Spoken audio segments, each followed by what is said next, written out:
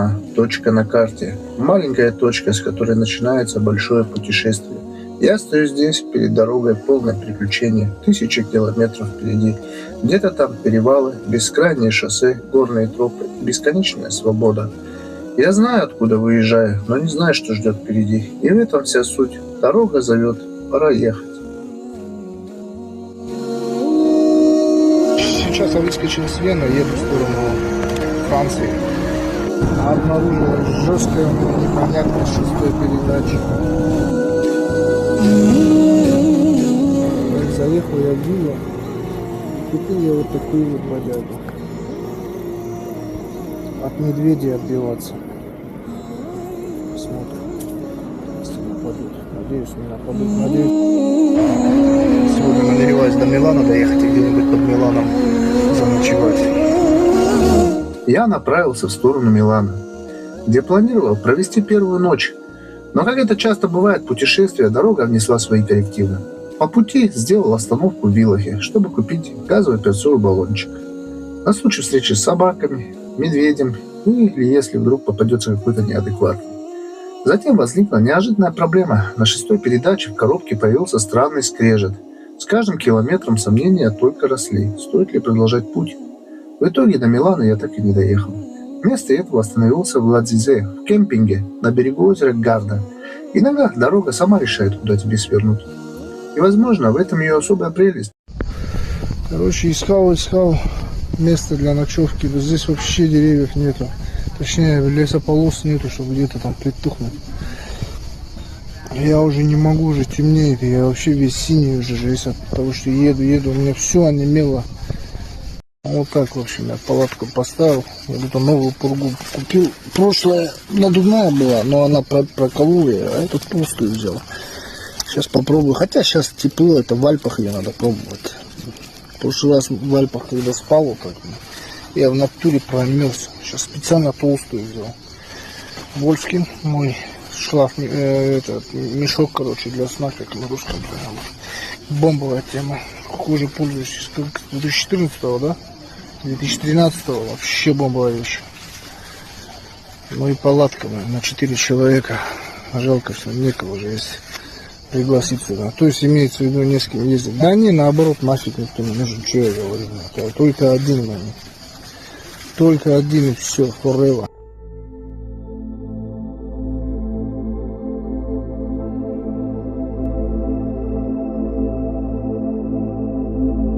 Второй день мототрипа. Проснулся я еще до рассвета. Впрочем, так бывает всегда. Привычка вставать раньше солнца. Сборы, как обычно, заняли около часа. Свернуть палатку, упаковать вещи на байк, позавтракать. Честно говоря, я завидую тем, кто умудряется собраться за 20 минут и отправиться в путь. Но это точно не про меня. Сегодня мой маршрут лежит в сторону старого военного форта на границе Италии и Франции. По пути я проехал Милан и Турин, но мысли о шестой передаче не давали покоя. Решил остановиться и разобраться. Оказалось, причина банальна. Перетянутая цепь. Как так вышло, не знаю. Первые 300 километров все было в порядке. Возможно, что-то перемудрил в суете сборов. К счастью, у меня всегда с собой полный набор инструментов. Ведь на моей версии Африки стоит камерная резина, а это значит, что в дороге нужно быть готовым к ее разбортировке. На случай прокола колеса или других мелочей. Цепь ослабил, проблему устранил, и теперь можно двигаться дальше, навстречу новым испытаниям, которые приготовила мне дорога.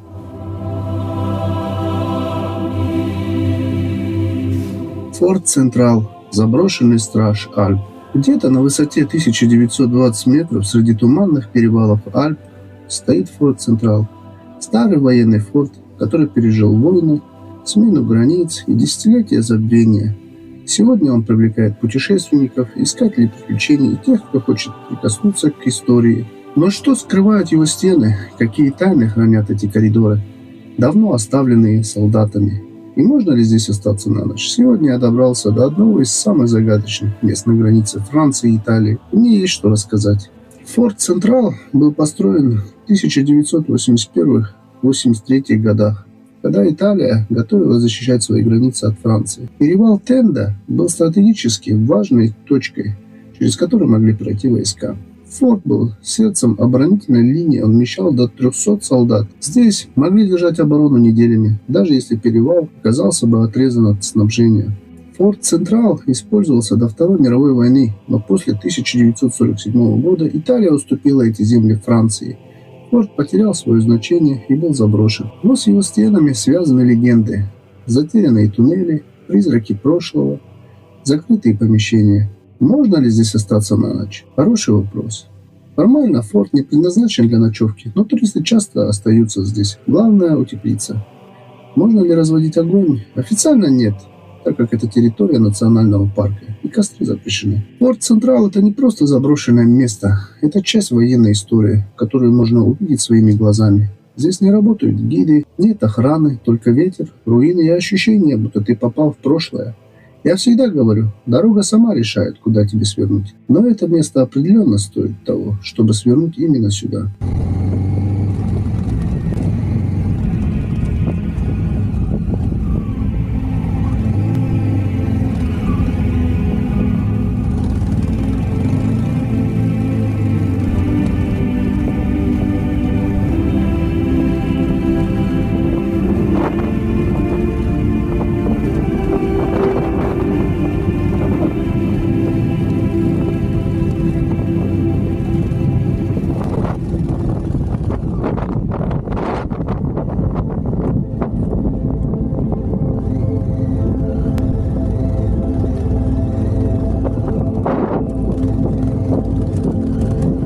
Окружающий ландшафт – это настоящая картина природы, где суровые горные хребты и долины. Здесь, на высоте 1920 метров, Альпы раскрываются во всей своей мощи и красоте. Перевал Тенда – это древний путь, соединяющий Италию и Францию. Отсюда видны катящиеся волны холмов, покрытые зелеными коврами лугов и скалистые хребты, уходящие за горизонт. Здесь воздух чист и свеж, пропитан ароматами альпийских трав и хвойных лесов.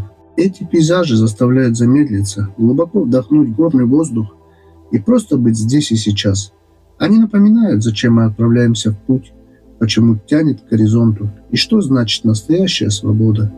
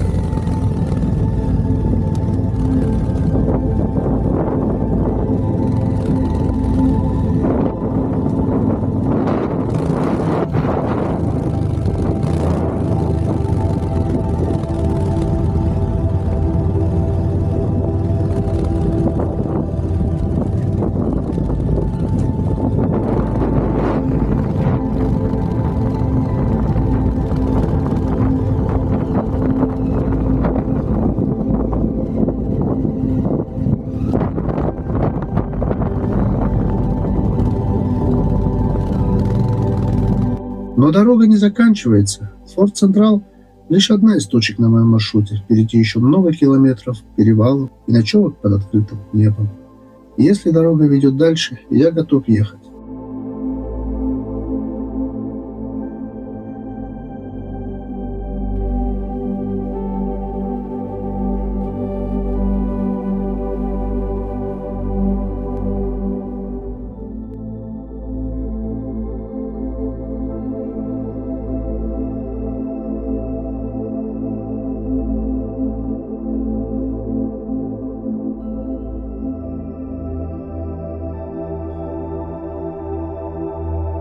Вот они, Лигурийские Альпы.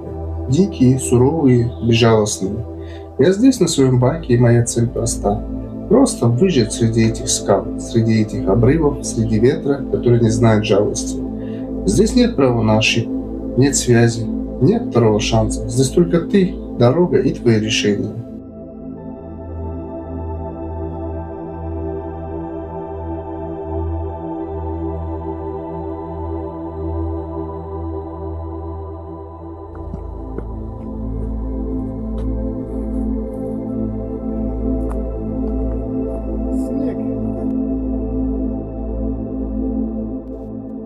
Здесь нет городов, нет суеты, нет привычного комфорта.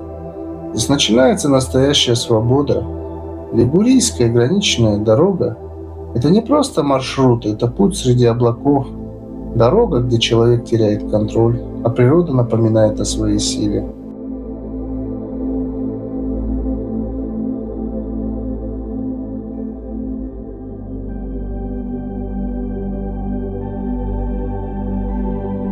Почему граничная, а не пограничная?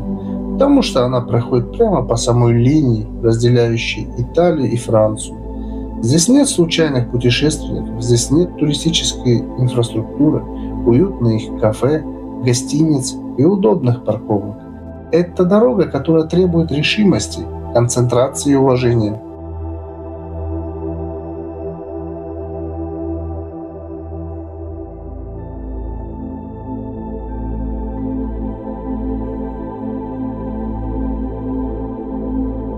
Когда-то здесь стояли солдаты, охраняли перевалы, патрулировали границу.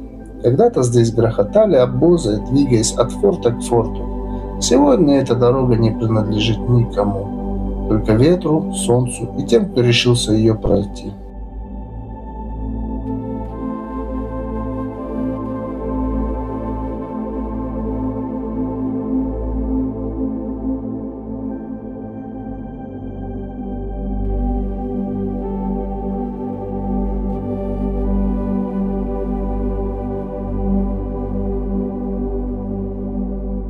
Ты можешь найти информацию, что этот маршрут открыт для всех и совершенно бесплатный, но реальность другая. На въезде стоит контрольный пункт, где с тебя возьмут 20 евро, а на середине маршрута еще один пост проверки билета. Шлагбаума нет, но если ты заехал бесплатно, тебя могут остановить.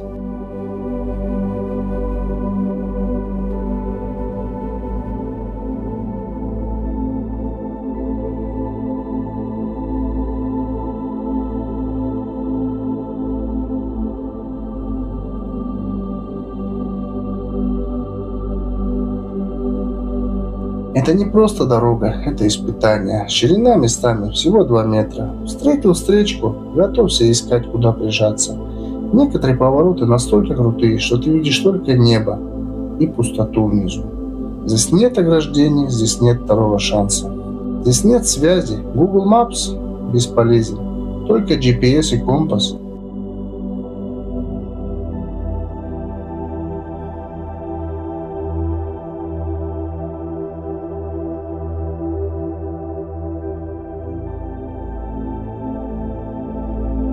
Если ты сошел с маршрута, ты по-настоящему потерян. Ближе к концу маршрута я заблудился, выбирался по компасу, просто держась направления на юг. А потом проблемы с байком. Жесткие каменные участки, удары по подвеске, начался люфт переднего тормозного диска, металлические щелчки при торможении на низких скоростях. Ты понимаешь, что если что-то сломается, помощи ждать неоткуда.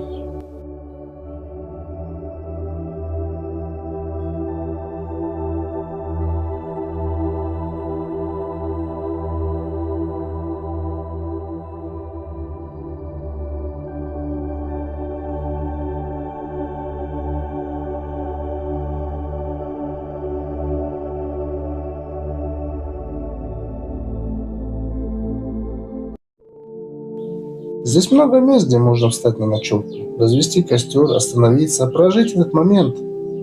Но я не сделал этого и жалею. Некоторые места созданы не для того, чтобы их проезжать, а для того, чтобы остаться в них хотя бы на одну ночь. В облаках белокрылые лошадки. Эх!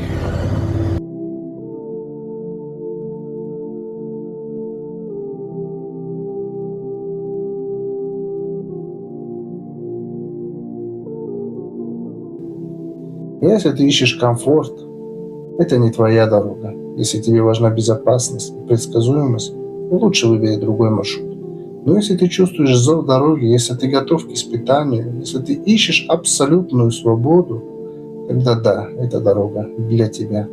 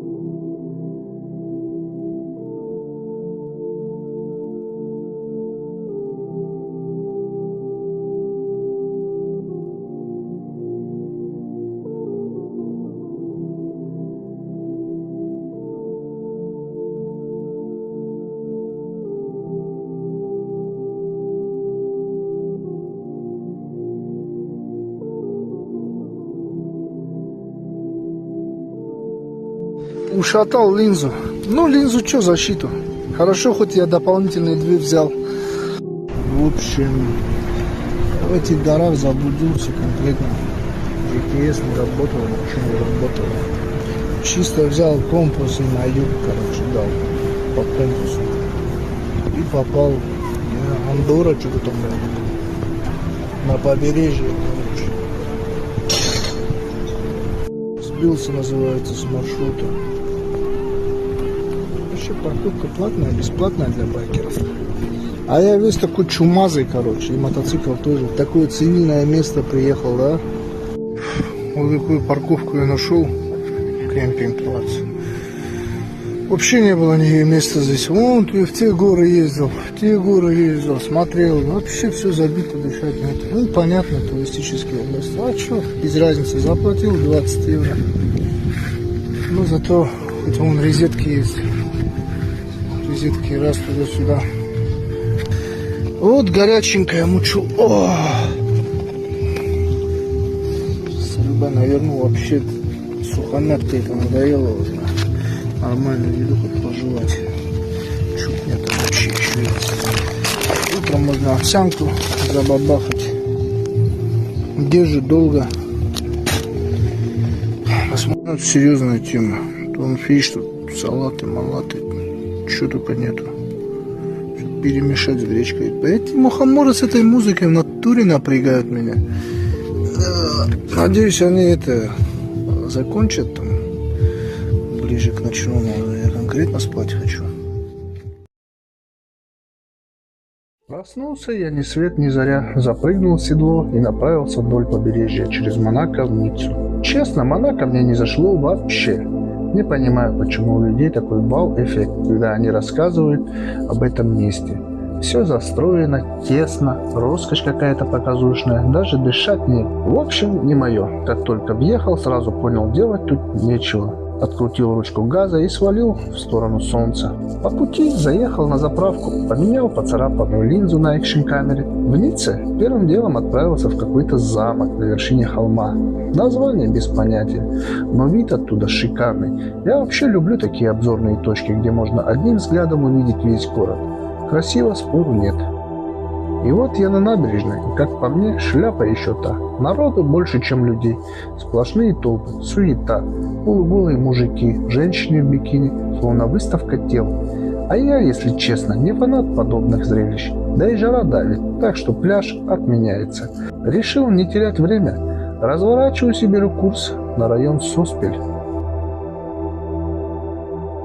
Чем выше поднимаюсь в горы, тем легче дышится. Жара остается внизу. Здесь прохлада и спокойствие. Сделал остановку на обед, консервы, хлеб, обычная вода. Не ресторан, конечно, но в таких местах еда всегда вкуснее. Долго не задерживаясь, поехал я дальше. Я часто нахожу огромные водопады в Google Maps, но к ним почти никогда нет подъезда, а лезть куда-то пешком не мое, я ленивый. Этот же оказался доступным, но спуск крутой, благо мои мотоциклетные ботинки не подвели меня, не соскользнул. Внизу прохлада, шум воды, идеальное место для отдыха. Честно, уходить не хотелось вообще, но мысль о том, что мой байк остался наверху со всеми вещами, немного напрягала. В воду заходить также не стало, ледяная, можно схватить инфаркт. Просто умылся, освежился и снова в дорогу.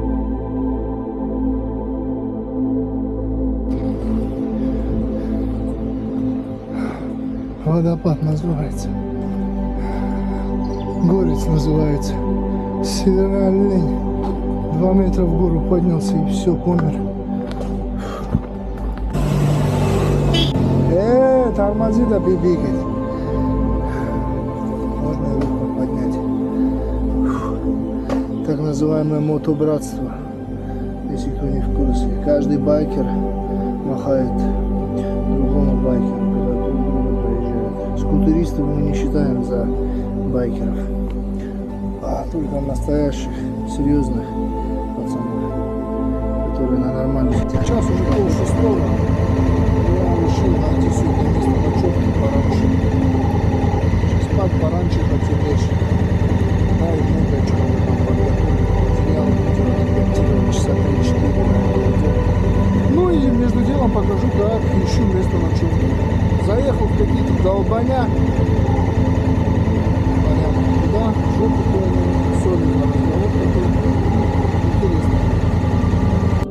никаких кемпинг-зон, только дикая ночевка в лесу. Мест здесь предостаточно. А вот если медведи – вопрос.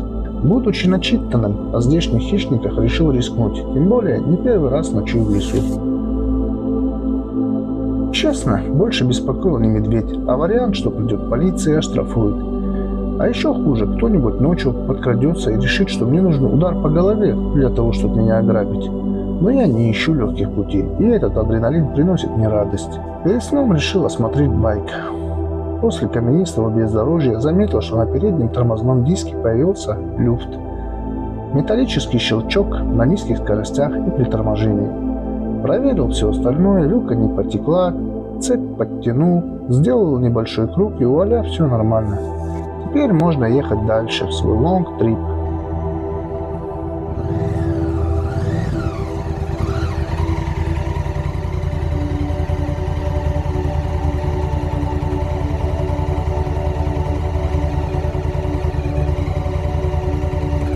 Сплю я чутко. Если вдруг услышу шорох, сразу проснусь. К тому же у меня есть маленькие колокольчики, которые я мог бы подвесить на леску вокруг палатки. Но я этого делать не стал. Кстати, о палатке. Когда-то я купил огромную 4-местную палатку. Думал, будет удобно. На деле занимает кучу места на байке. Ставится легко, но таскать ее с собой неудобно. Сейчас уже сменил на компактную маленькую. И понял простую истину. Чем меньше вещей берешь, тем легче ехать. Особенно на бездорожье. Этот день напомнил мне, зачем я выбрал путешествие на мотоцикле. Не ради городов, не ради пляжей, а ради дорог, одиночества, видов и полной свободы. Утром снова в путь, потому что дорога никогда не заканчивается.